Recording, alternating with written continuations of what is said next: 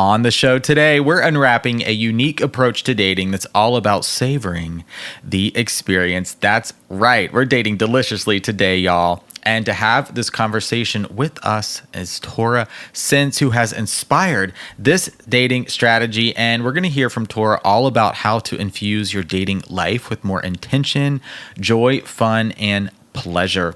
I asked Torah many questions about how to date deliciously on the apps and in person, how to flirt deliciously, of course, and ultimately how to create more inspired connections out there dating and in life. I know you ain't going anywhere. Let's do this, flirties. I heard you wanted to flirt. I heard you wanted to flirt. I heard you wanted to flirt. Hello, my name is Benjamin. I'm the flirt coach and a gay Libra. Everyone has an inner flirt. Hey, flirty. Live, laugh, flirt. Work the flirt. Work the flirt. Delulu is the Salulu. Expert on the flirt. Hey, flirty. There's always another flirt. Everyone has an inner flirt. Get out of your head and into the flirt. Flirties, today on the show, we're going to be dating deliciously, talking about how to make connections in real life, have engaging conversations, and dating strategy from first date beyond. With Torah Cents, welcome to the show. Oh, thanks for inviting me. I'm so happy to be here. I am thrilled as well. I've been following you on Instagram for a little while, listening to your podcast, and I need to have a fangirl moment, to be honest. I love what you talk about. I know. Oh my goodness. I'm honored. I had no idea. I really, really like it. And I'm so glad to do this episode with you. I've learned a lot from you as well. But first things first, here at the top of the show, please tell a little bit more or share a little bit more about yourself with the Flirties. Yes. What's up, flirties? My name is Torah Cents, and I am a dating coach specifically for high achieving, unchurched women of faith. If you're unfamiliar with the terminology, unchurched just means a woman who comes from a specific religious background, who has a particular faith, but she has divested from all the harmful, misogynistic, oppressive traditions that come along with it. And so I help these women do what I call date deliciously. And dating deliciously just means dating with a purpose and for lots of pleasure. So good. And here at the top, I want to hear a little bit more about the dating deliciously approach. Oh, yeah. Okay. I'm already like feeling it all in my body every time I hear it. It's so good. Yeah. So dating deliciously. So a lot of people, when they're looking for something serious while they're dating, they're like, oh, I'm dating with a purpose. So I need to be focused on finding my husband and asking all the right questions and doing all the right things. But then it leaves them really drained and overwhelmed and really frustrated and burned out, and they want to quit. Yeah. And it's because they have left out the element of pleasure. They think that you cannot have fun and have enjoyment while dating if you're dating for a purpose. And so dating deliciously is all about integrating all of that pleasure, even if he's not a match. How can you make this date pleasurable? Even if he's not in alignment, how can you make this conversation pleasurable? How can you make all the interactions that you have with men very pleasing, very exciting, that feel really good in your body? So that's pretty much what that means. I love it. And I definitely get that from your content too. Because as we're recording this, I looked at your stories, and I think this past weekend you had 3 dates. Oh yeah. Did I see that? Yeah, I did. So, I love it. So I want to hear from your perspective.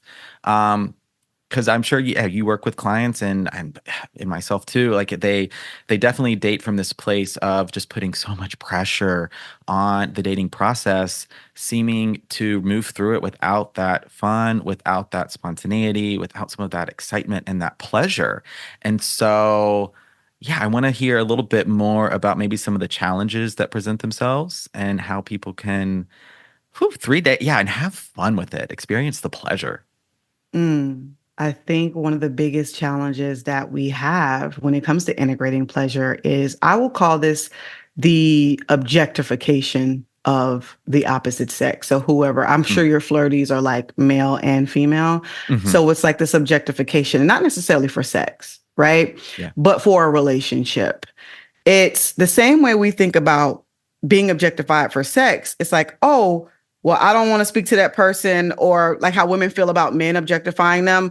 I Yeah. don't want a man that just only wants to date me to get in my pants or to have sex with me. Mm. Well, people who are looking for relationships typically objectify the opposite sex to say, I don't really want to talk to this person unless they can be my person, unless they Ooh. can be in a relationship with me, unless we can be together. They're boyfriend material, girlfriend material, however. Yeah. And so that's one of the biggest obstacles, because it's kind of hard to find pleasure if you don't value a human being. If you do not think human beings are interesting or Hmm. enjoyable outside of uh, a label of a relationship. So that's one of the biggest Yeah. obstacles. You can't really have fun if you don't value humans. That's Yeah, that's a really, really good point, and something I'm seeing some parallels now between what you were just sharing and how I talk about the flirt a lot of times, and that it's really about the connection. And so often we come into the flirt with this objectification mindset. We see someone as like, oh, they caught my eye. I want to flirt with them because they're hot. I think they're cute. They're pretty Mm. or handsome or whatever. Fill in the adjective here. Well, then all of a sudden now you're flirting with this very specific intention of probably trying to get this other person to like you back. Oh, oh, And then the connection in many ways is absent because the flirt is engineered. It is designed to express interest in a very specific way. And if that interest is not received back and shared back in the way that you want it to be, then it's a failure. And now you're like, oh my God, like you're rejecting yourself. Now you're losing some confidence. And yeah. that's so good. Mm, So good, yeah. because it's true. We lose our authenticity when we are seeking for someone to like us versus, like you say, just establishing a clear connection there. Yeah.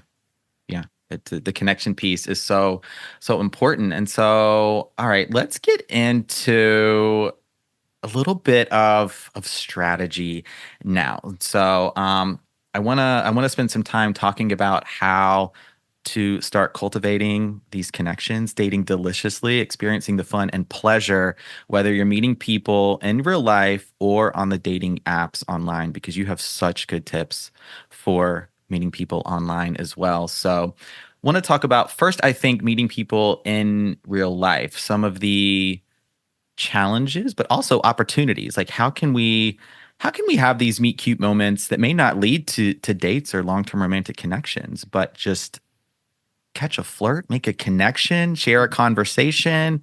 Yeah, how can we do that?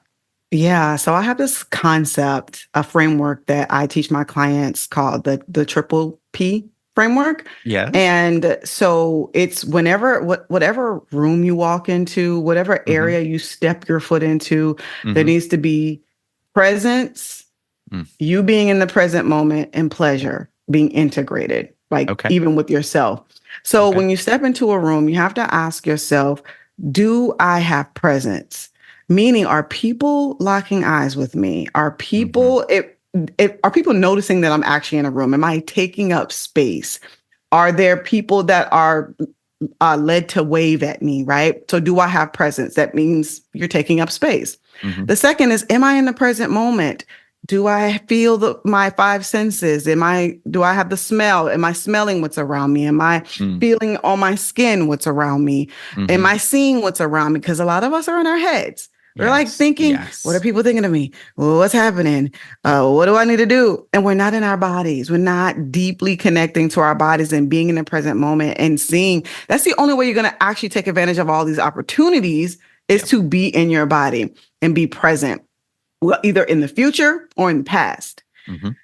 And then the third thing is pleasure. How can you please yourself with the surroundings? What is happening around you, whether it's little children smiling and you smiling back at them, or whether there is someone that is walking past you coming from the bathroom and you lock eyes and you wave, whatever it is, whether that's the food that you're eating and you decide that you're just going to have a moment with that piece of cake and let that cake sit on your tongue and hold it in your mouth and close your eyes. All of that is a part of magnetizing people towards you to want to connect that leads to flirting. The triple P's. That is such a good framework. Yeah, I think that's going to be really, really helpful for the flirties. And I know it's going to be helpful for me too. Because one thing I'll see in the flirt is you may have the tendency to perceive yourself how you think someone else sees you or how you want to be seen. And so now you're coming out of certainly presence in the ways you described. I think the pleasure is really taken out of the equation, as well as now you're trying to show up as how you think you should, how you want to act, how you want to be seen. And it takes away the authenticity piece, makes the connection piece really, really hard. And of course, then you're so going to be in your head trying to think your way through this process. Yeah. Makes it really challenging. Absolutely. You leave the present moment, you miss the opportunities. Yeah. And speaking of opportunities, so does this triple P framework transfer to online as well in the dating apps? Oh, yeah, Okay. absolutely. Absolutely. It translates because when people go online, they're not in the present moment. They're thinking, who can be my person? Yeah. Who can be my person? Yes. And they're in the future of who these people can be. They're in the past of thinking, oh, last time I got on this app, I matched with so many dudes and they were only looking for sex. Like that is what happened on the app. So they're not present. Yep. They also don't have presence because of what they believe in their brains. They're like, well, nothing has really worked for me online. I'm just going to see what happens. And they don't really take up space. It's like they just throw up a little bit of words, maybe something vague, maybe some pictures they found in their phone, but they're not taking up really big space. It's kind of like, I'm here, but I'm not here, if that makes sense. Yep. And then with the pleasure, when someone lands on your profile, it needs to feel like a playful interaction of invitation, consistent invitations of, yes, I would like to hang out with you. Yes, come play with me. Yes, this is what it would look like if we were to play together and hang out together. And just letting people into your simple pleasures of your everyday life from your profile that they would want to be a part of, that they would want to invest in, that they would be able to see. Like, for example, on my Hinge profile, I have a voice note where I'm literally just breaking down me enjoying a cup of coffee. I'm just breaking down how I'm enjoying it and how I'm looking out of the window and the steam that's coming out of it. It's one simple pleasure that creates pleasure in the body when you hear me talk about it. Yeah. Yeah, as I'm sitting here, sipping my cup of coffee while we're recording too. And I'm like, that would be such a good voice prompt because it really brings someone into how you're experiencing this very simple thing of a cup of coffee that maybe you just are like drinking in your car, you're walking to work or whatever, listening to music kind of in your head, thinking about the day. And then now you're bringing someone into this experience of what is actual pleasure. Okay, so if you could walk the flirties through one example from maybe this past weekend of going on one of these dates and how you brought the 3 Ps to life. Oh my goodness. Okay. One of my dates, as soon as he got out of his Uber, like he pulled up, he jumped out of the Uber. Like we were meeting at like a wine spot and I hop out of the darkness and I just started singing Whitney Houston. I'm like, and I will always love. He looks, the Uber driver looks and they're just staring. He's like, oh my gosh, you're crazy. And I love it. And pipes. I've heard you sing on your podcast as well. Oh, wow. Yes. So I'm singing to him. And so There's presence there. I'm in the present moment. I'm not overthinking. Will he think I'm crazy? I mean, he did think I was crazy, but he liked the crazy. And it was pleasurable for the both of us. And I just walked up to him and gave him a huge hug, not thinking, is he going to think I'm thirsty? Is he going to think I'm desperate for like doing this? I didn't care. That's what I desired. And so that was one instance. Or when one of the first dates that I had, and I walked in and he was sitting beside me, and I'm like, why are you over there so far? You're so far away. Can I come sit next to you? Can I hold your hand? Yep. And again, taking up space. Yep. I'm in the present moment using all my 5 senses, and then I'm creating pleasure in the moment. Yeah. Yeah. I love that. It's all right. I want to ask now some of the maybe one strategy, because I got some questions here from Flirtstagram, and one of the things that I'm getting from your triple P framework here is about saying yes, right? Like you got to say yes to give yourself at least the opportunity to experience these 3 Ps and really put them into practice. So for the flirty listening, and this has been me in the past, where let's just say you're on the apps or even in person, and you're swiping not in the right direction on everybody, right? Nope, nope, nope, nope, nope. Or you're in person, you're like, nope, nope, nope, nope. You're disqualifying everybody. You're finding every reason to not approach, to not flirt, to not connect. How can you, if it's coming from a place of anxiety or lacking confidence, how can you start to say yes to yourself ultimately? Oh, you say yes to everyone. You say yes to women. You say yes to children, babies. Yeah. You say yes to the janitor. You say yes to the dishwasher. You know, you just say yes to even the guy that you're just not even remotely attracted to. People like to turn connection on and off. Connection is a lifestyle, right? There might be times when you're like, hey, I don't want to talk to people because I'm heavily introverted. So although I love people, there are times when I just need to really disconnect. Yes, same. But connection is a lifestyle. And we have decided that anytime I go out, I'm looking to say yes to somebody, to connect to. It's what I call like contributing to the universe. It's my contribution. And as I talk to women of faith, I talk about the scripture of reaping what you sow. And so if you are going to sow cucumber seeds, squash seeds, you're going to get the harvest of squash and cucumbers. So if I'm sowing smiles, if I'm sowing giggles, if I'm sowing warmth and comfort and being inviting, I'm going to reap a harvest of that, because those are the seeds that I'm sowing. So I say yes to it all. And if people think that because you are open and connected, something has to happen. Yeah. But that's where boundaries come in. I call them lover girl limits. That's where boundaries come in.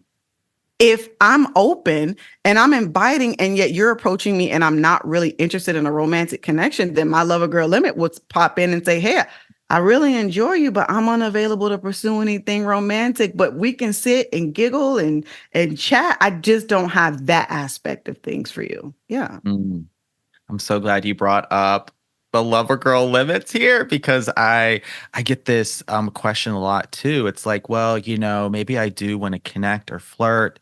I want to contribute, but I don't want to lead someone on. Or, now I'm starting to feel anxious. What if this person wants something from me? And it's like you get to take up space, have presence, be in the present moment, of course, connect. And part of it, I think, is releasing how you, like focusing on that connection piece. And like the other person may take it in a different way, or, maybe if you're like really flirting with a lot of physical compliments or something like that, like having some awareness with how your flirt may be received. But I still, hope you feel empowered and just comfortable to connect. Yeah. As long as you have those lover girl limits, those boundaries, whatever you want to call them, you can stay completely open and just make the decision that you're not going to pursue anything. Yeah. So true. I want to ask now, because I got this question a couple times, and so let's set the scene. Let's say you're at a party, an event. It could be a networking opportunity. You're out with friends, whatever, a wedding, something's happening in real life. Because I get this question from the lady flirties, like, can I make the approach, or does the guy need to approach me? What do you think? Yeah, it all goes back to objectification because we don't Mm, think this about women. We don't think yeah. like, if I approach her, would that be thirsty? Would that be a problem? Would that be an issue? Hmm. We don't objectify men, even if we think that they are attractive, we treat them like human beings. Yeah. And if they are human beings, then there's nothing wrong with going and making a connection. And it doesn't have to be about landing a relationship, landing a date, landing a Yeah. phone call. I think that you're an interesting person just in general, and I want to get to know you. So therefore, I'm going to walk up to you and ask you a question or share a compliment or ask you how you're doing. And I'm not going to make it mean anything because I'm not attached to an outcome. I'm always Right. in the present moment. Yeah. Therefore, I can't be attached to an outcome, if that makes sense. Yep. Absolutely. 100% makes sense. And so how do you think looks factor into this, or do they? Because I got a couple questions about where it's if you're not feeling confident about the way you look. And I know this is the gay guys listening to this episode, the gay flirties out there that are dating the men's are like, Benjamin, it's about how hot you are. Like it's about the objectification. I know, like they're stuck on this. It's I think it this is a part of dating, no matter who you're dating or how you identify. But I really want to spend just one more moment on here because I love how you're breaking down objectification here. Yeah, and we're not going to be dense and act like Yeah. there isn't a Western standard of beauty Yeah. Yeah. that's propped up, Yeah. but we're also not going to act like everybody doesn't have an opportunity to connect with their people. Yeah. There's two different things here. Yeah. Especially considering I have clients that fit the standard of beauty, but are not connecting with the types of men that they want. And they Mhm. are being bombarded, but it's not their people, right? Mhm. And then I Mhm. have women who don't typically fit the standard of beauty. Maybe they're plus size. And in my community, dark skin is not something that is, heavily desired upon, Mm. maybe not even natural hair. And so there's lots of concerns around having those types of aesthetics. If you have like a wide nose or whatever, like Yeah. those aesthetics, if you live in LA and you're a Black woman, that's a big thing for Mm. women who don't fit like the aesthetic.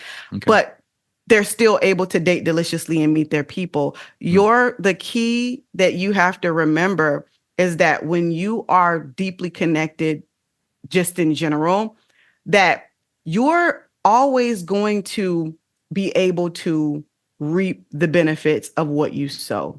Yeah. You are always going to reap the benefits of your contributions, Mm. your warmth, your smile. But if you're investing fear, if you're sowing anxiety, if you are sowing worry, that's going to be reflected back to you because that is your contribution to the universe.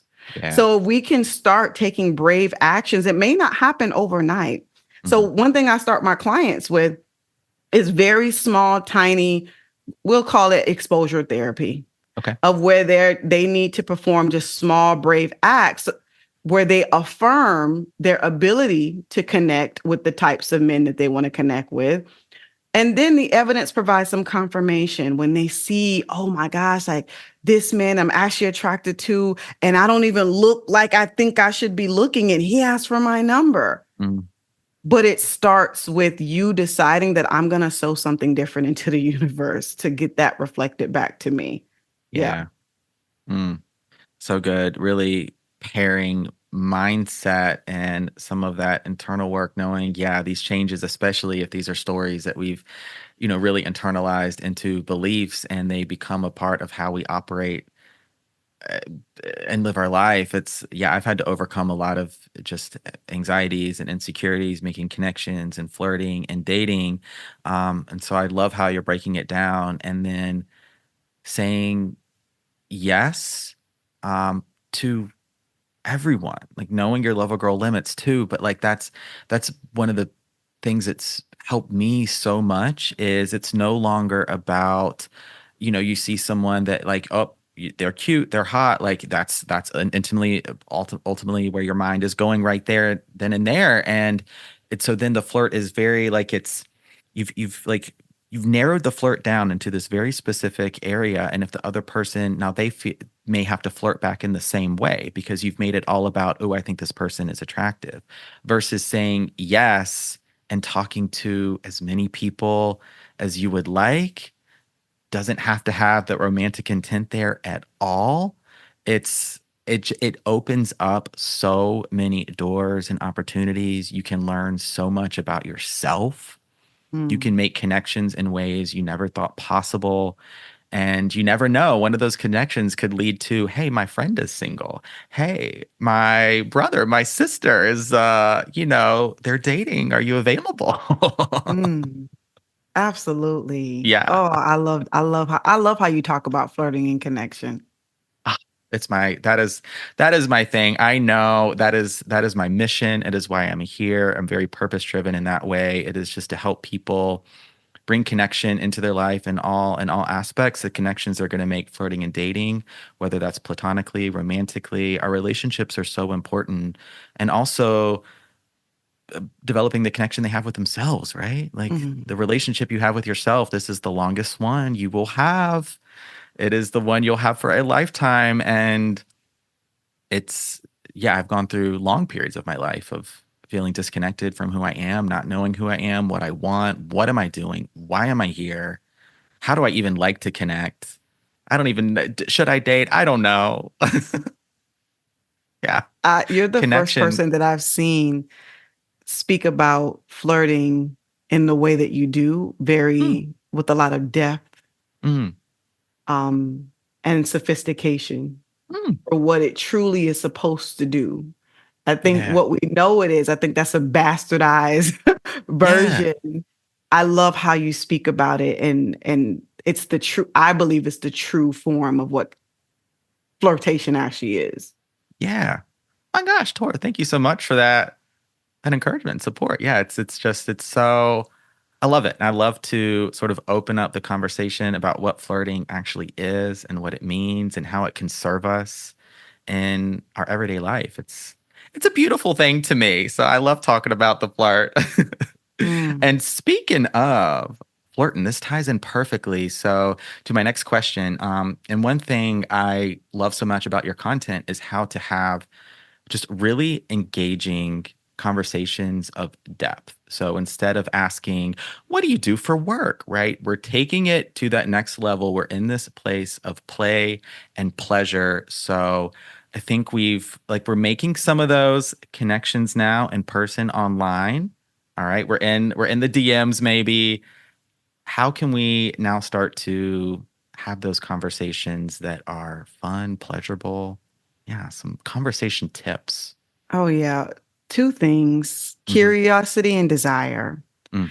So, most of the times when we are starting conversations with people, there's an agenda attached because we're like, oh, I wanna talk to this person, Yeah. but we don't, number one, think about them as a human outside of our own agenda, outside of our own desires. Going back to the Mm. objectification, and we're not curious and we don't tap into our desires. And what that feels like is really tapping into your body and asking yourself, what do I actually want to know? Like Mm. what matters to me? We get stuck in the repetition of questions that you Yeah. ask. Where are you from? What do you do for work? Right? What are you up to today? Because it's Mhm. like the polite or the nice thing to say. And we think that's connection. It's simply just a convenience of words. We don't even know why we're saying them. I'll ask clients all the time, like, why did you ask him that? Yeah. Well, I just feel like that's how Yeah. you get to know people. I'm like, no, let's tap into the desire. What do you actually want to know? Yeah. Do you want to know what he does for work? Or do you want to learn more about his value system and how he shows up at work Mm. and who he admires at work? And what does he learn from work? Do you want to get into those depths? Yeah. And then curiosity. when he answers the questions, do you actually care? Or are you trying to get to a goal of a phone call, a goal of a date, a goal of a relationship? And so many people have an agenda to get to those goals. They're actually not curious about what the person is actually saying. And so it sounds like an interview. It's just a bunch of words and there's no connection, which is why we spend hours texting, days texting, weeks on the phone. And they were wondering, how did this fizzle out? And I'm a proponent that conversations don't fizzle out. We end them. If they fizzle out, it's because we have not created connection. That's why. Yeah. Yeah. I agree. And what are some ways, because I got a question here of, so you're on the apps and right, you're having some of those dry conversations.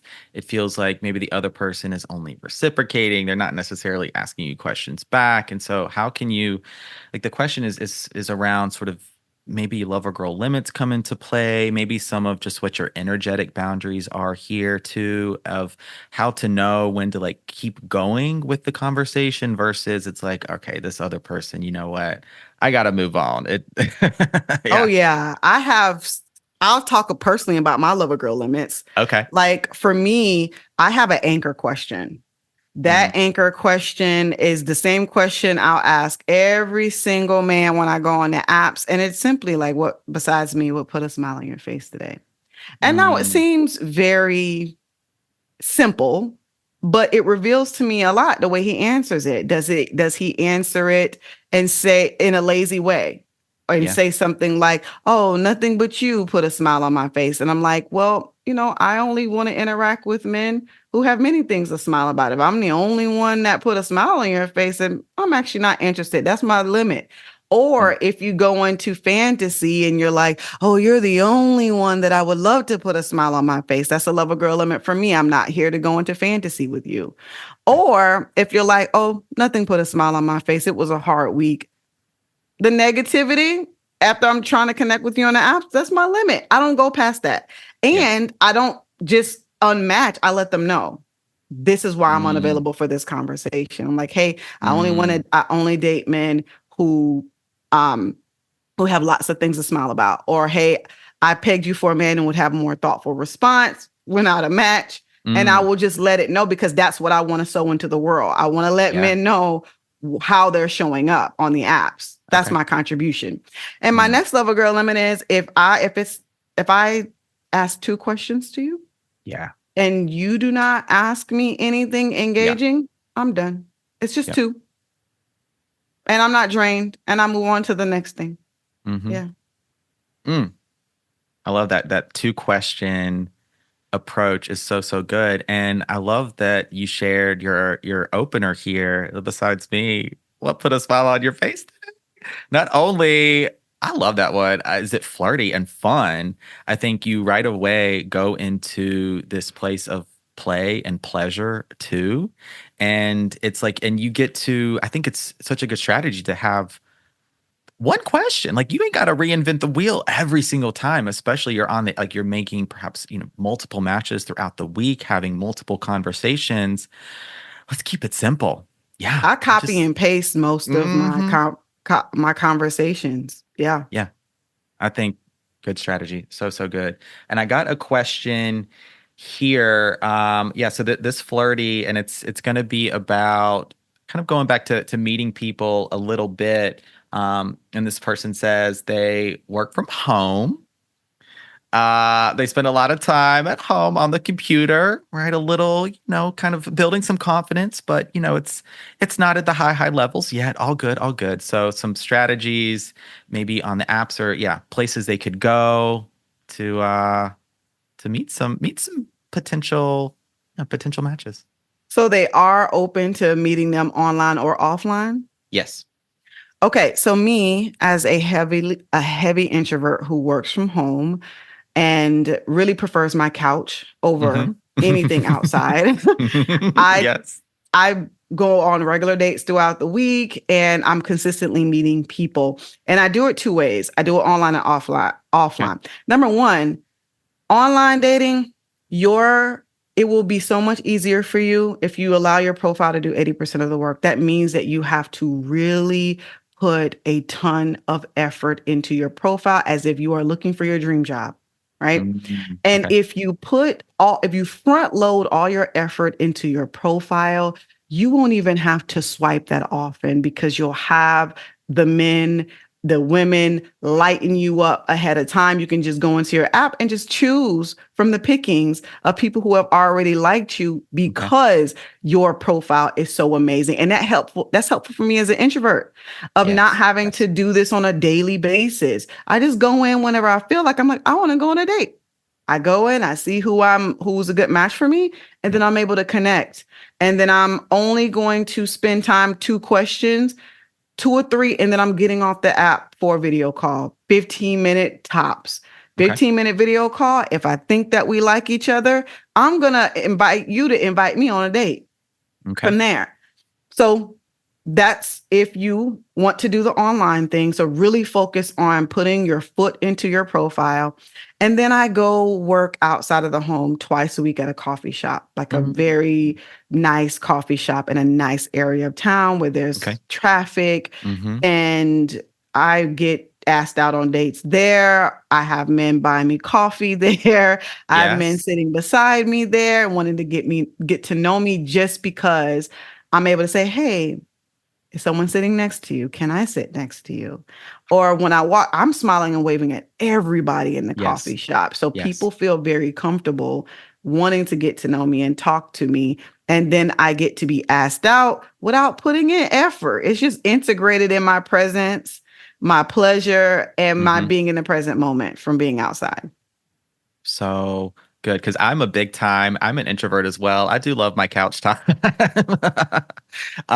But it's like, and I think that you got it, finding that strategy, those lover girl limits, perhaps around your time and energy. And so 2 times a week, going out to work in the coffee shops and headphones out, saying hello. Hey, is someone sitting next to you? May I sit here? Kind of thing. And that alone could be the way to strike up a conversation. Oh yeah. I got a date from that. 2 weeks ago. Like, hey, can I sit next to you? He's like, you're amazing. I'm like, what did I do?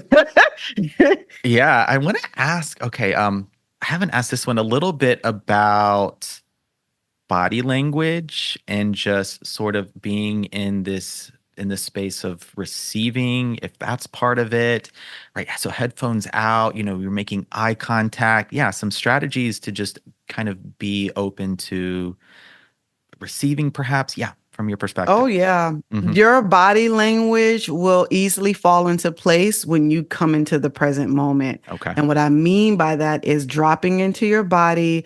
What does it smell like around you? What is it? If you can taste things, what does it taste like? What does it look like? What are you hearing?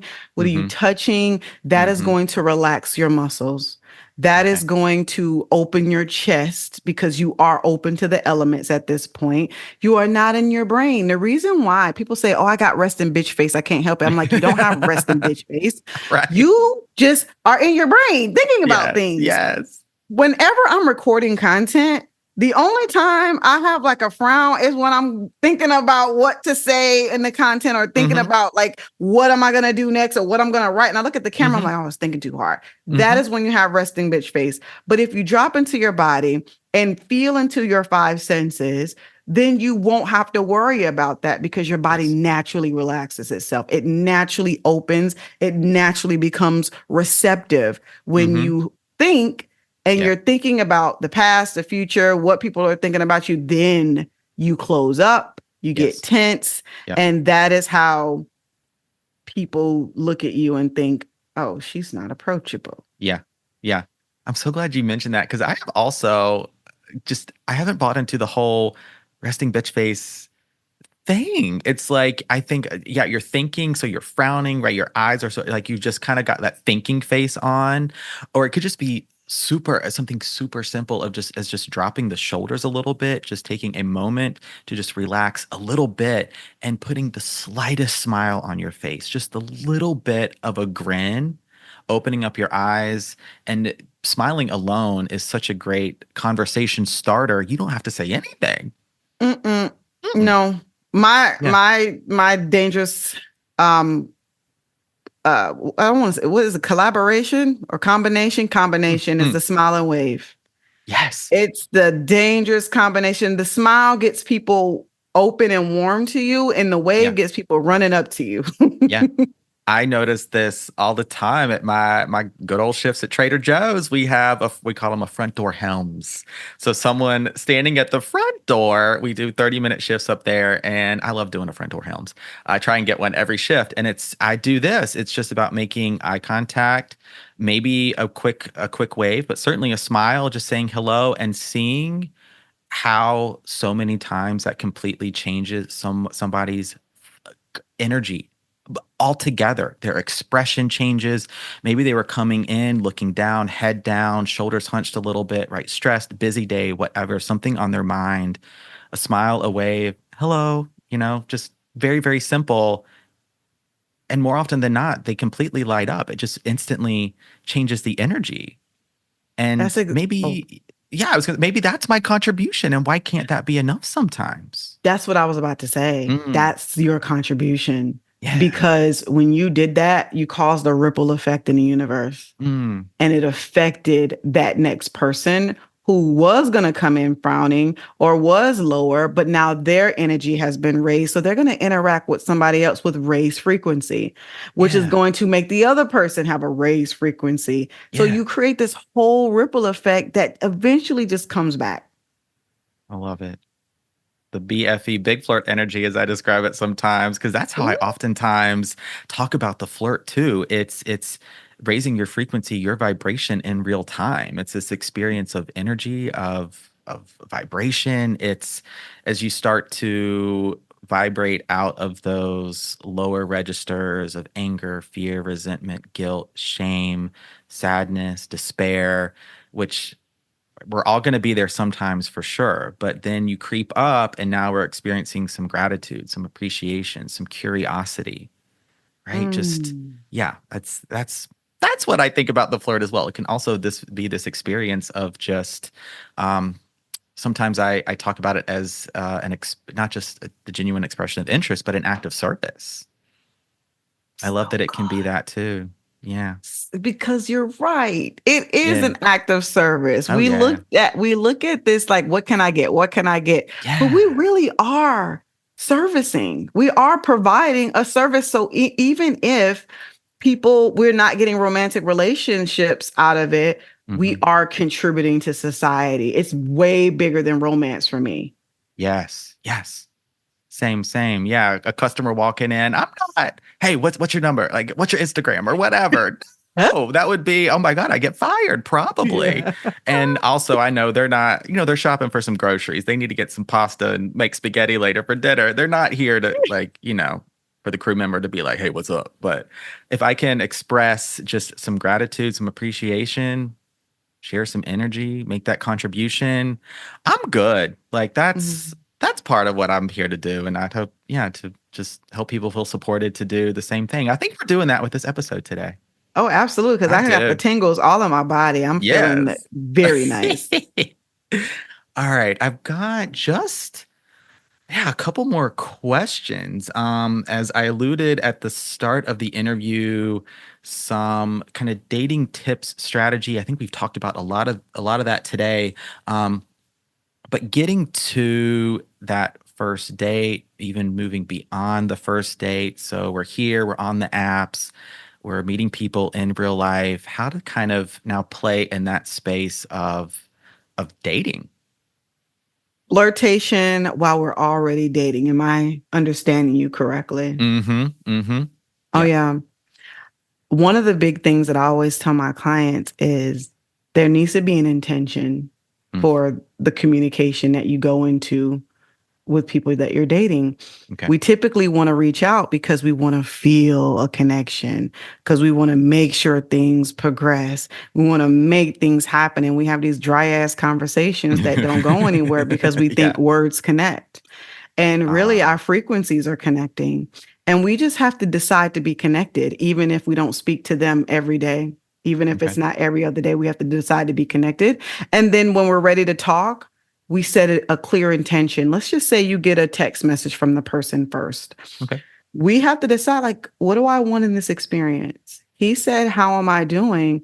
Do I actually want to respond exactly what I'm doing? Or do I want to put a little pleasure on top of that? Do I want to paint a picture?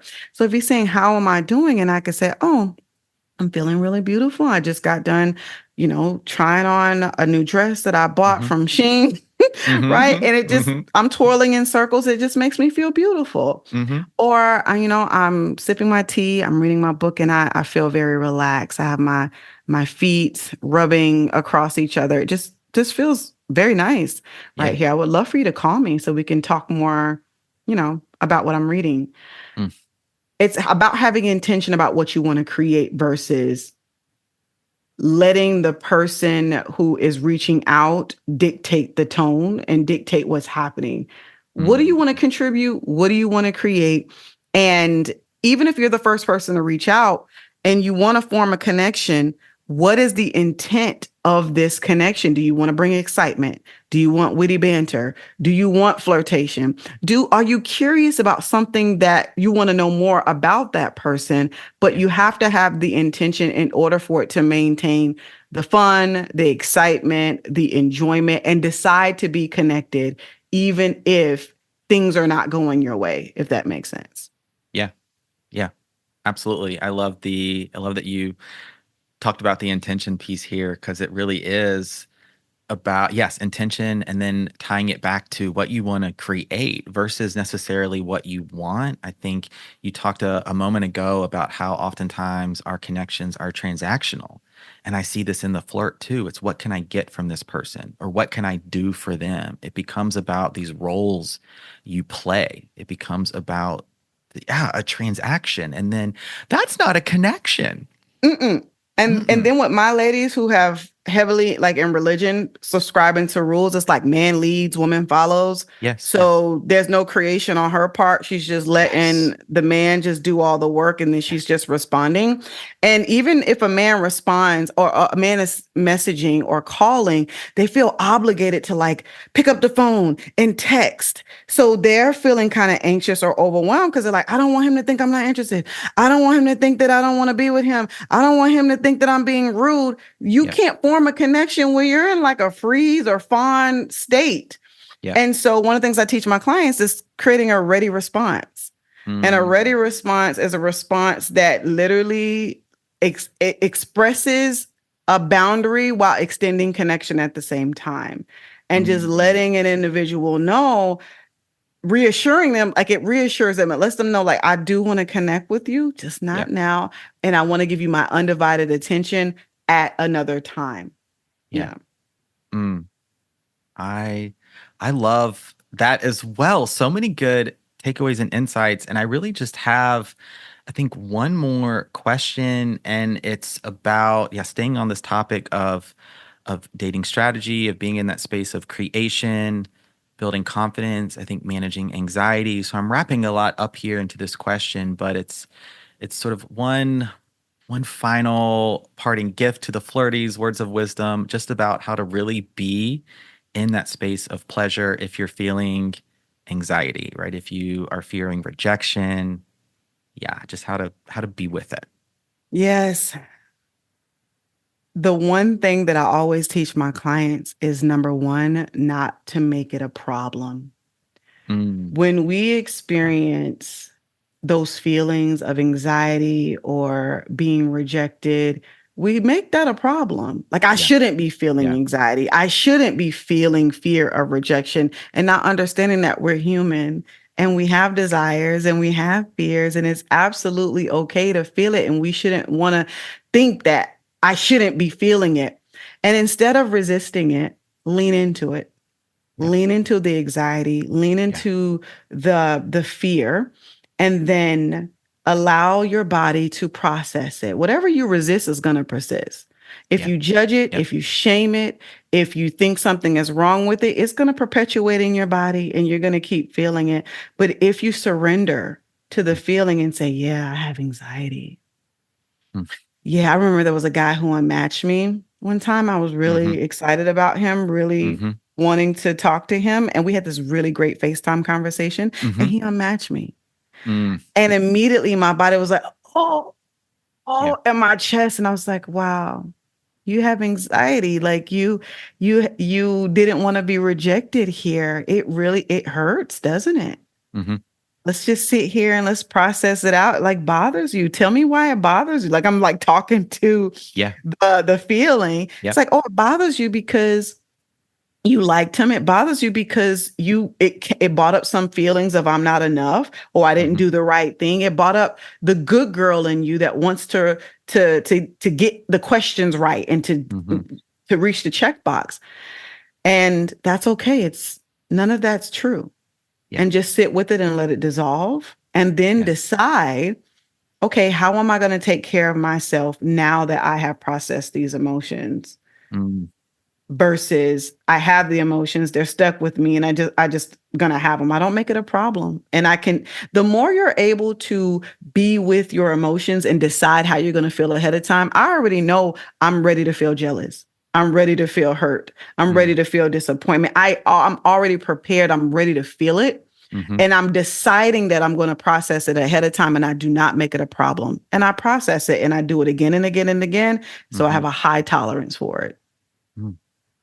That was beautiful. I know that's going to help the flirties so much. I think that'll be a part of the conversation. I know I'm going to come back to again. And I think the only thing I'll say here is I'm seeing some parallels between how sometimes I teach yoga, where I very much see yoga as a practice of being rather than doing. I just ask people to be with their practice, to accept it for what it is, to move and to breathe through it, to not wish it to be something different, to will it to be something different, to compare it to what you did last week, to what someone else in the room is doing, but to be with it, to receive what's coming, what's happening, accept it. It's not wrong. It just is. And allow yourself to be. And when you can be, you then don't always have to do. Sometimes it's just about being. Right? That's it. Yes. And back to what you were saying about us forming a connection with ourselves. It just goes back to that. Many times we have a hard time connecting and flirting with other people is because we have not connected with ourselves. And so leaning into all the insecurities that come up within us, just leaning into it, it provides more intimacy with who we are. But if we're going to resist it all, if we're going to try to do out like you doing like the yoga and trying to force ourselves into a position that we're not ready for, and just instead of just being, we don't form an intimacy that we're supposed to be forming with ourselves. You're so right. Oh my gosh, Torah Cents, thank you so much for being a part of the show today and sharing this conversation with me and the flirties. Only other thing is where you live on the internet, how the flirties can work with you, listen to your podcast, please. Yes, I'm so excited to be here. Thank you, flirties, for everything. Thank you for that. And thank you, Benjamin, for having me. It's been a pleasure, but you can find me. I mainly live on Instagram. I'm on all platforms at Torah Cents. But if you want like a real piece of me, that's going to be on Instagram at Torah Cents, TorahCents. You can find my podcast on Spotify, on Stitcher, on Apple Tunes, whatever we're going to call that. And it's called Date with Cents, but Cents as in 2 cents, CENTS. And you can catch my episodes over there. And currently, I'm open for private one-to-one coaching if that is something that you are interested in. And you can find that information at either the show notes or the link in my bio on Instagram. Perfect. And I will make sure and have everything linked. Highly, highly recommend following, checking out the podcast. And if you're being called to seek some guidance here, working with Torah, my goodness, thank you so much for being a part of the show today. Thank you.